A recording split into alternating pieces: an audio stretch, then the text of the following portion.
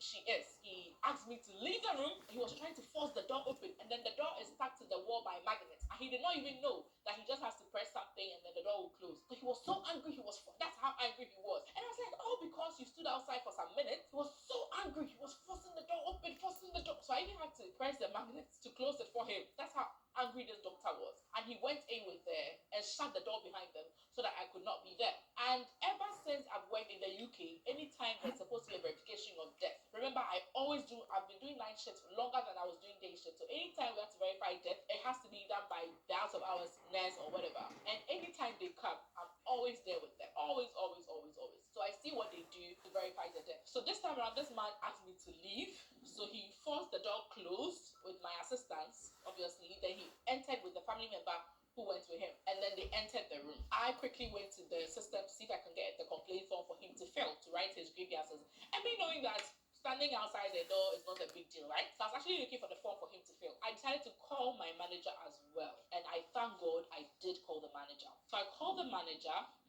After I couldn't even find the form, and then I told the manager that this is what happened. Veronica has passed away. We called out of hours. The person came and he's so angry because he said we did not open the door for him on time. Bear in mind, I was a black nurse. The carer I was working with was black as well. And apparently the other staff that were working in the other unit who opened the door for him was black as well. So my manager was like, well, let me talk to him. At this point in time, this doctor had finished with whatever he was doing in the room with the family member. They were walking together out of the room. I had the phone and I said, Doc, you wanted to speak to my manager. My manager is on the line. And then he said, if you dare come close to me, I'm going to call the police on you. So remember, my manager was on the line, so she heard it. And I thank God for that, right? If you dare come close to me. I said, but you wanted to speak to my manager. So I just stopped. And my manager asked me to fill an incident report because of his behavior. And some of the family members also saw the way he treated me at that particular point in time. One of the family members actually came to hug me and said something to the effect, I don't remember the exact word she said. She said something to the effect,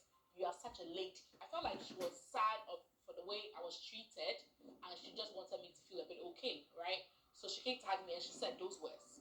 And at this point, I had already hung the call with my manager, and my manager had told me what to do in terms of the paperwork and maybe report his behavior as well. So after that, I went back to the family to say, well, I want to do what I was about to do before this doctor came in, which was change the pad. And then, or check if the pad needs change and make it comfortable. And they gave me the go ahead.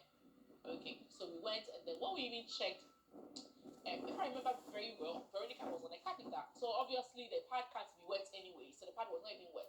And there was no poo whatsoever. I remember this is an end-of-life patient who has not eaten for several days. We removed the catheter, although the pad did not need change. We changed it anyways, made her comfortable, and then called the family in. So the family came in, and then they were quite grateful, right? I told them that, oh, we have removed the catheter. If I remember correctly, I think there was a catheter, if I remember correctly.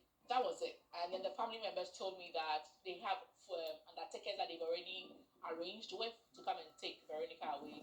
So they gave me the number of the undertakers that they want me to call the undertakers. I said, okay.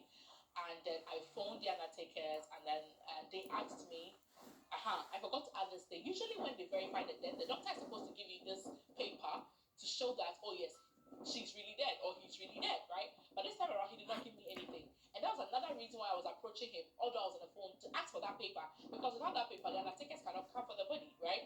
So he did not give me that, and he did not talk to me at all.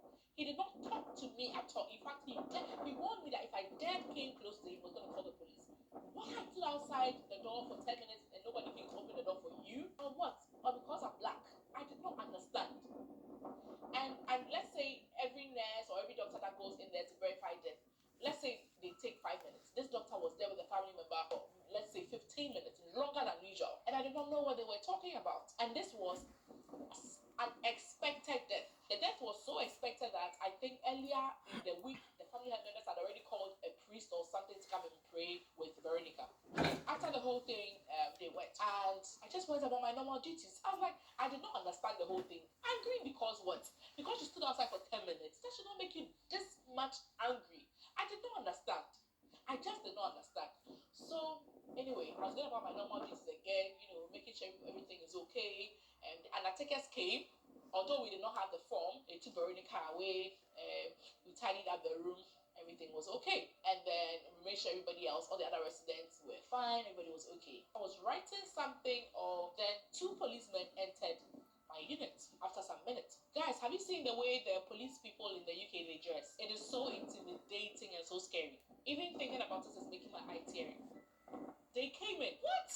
If I remember their exact words correctly, they said that the doctor came to them to say that there's a suspicious death has just occurred here, so they need to come. So a suspicious death as in I have killed somebody, right? Somebody has died suddenly in a suspicious manner, so they should come to the care home. And that the care home is very poor, blah blah blah. People are not being taken care of well, something like that. I was like, what? You didn't even look at anybody else. You just went to that room without patients, and you came in already angry. So they asked me, and as the two people were interrogating me, one other person came to join. This other person who came to join was now going through all the rooms of the other residents. My residents were asleep, comfortably sleeping. I just could not understand what had happened. This man actually went to report him to the police, and now blaming me for someone's death. I reported to work around 7:45 thereabouts in the evening. As at the time this person died, and I started as a handover, we start work at 8. As at the time that Veronica passed away, maybe I was just about an hour or 45 minutes into the shift.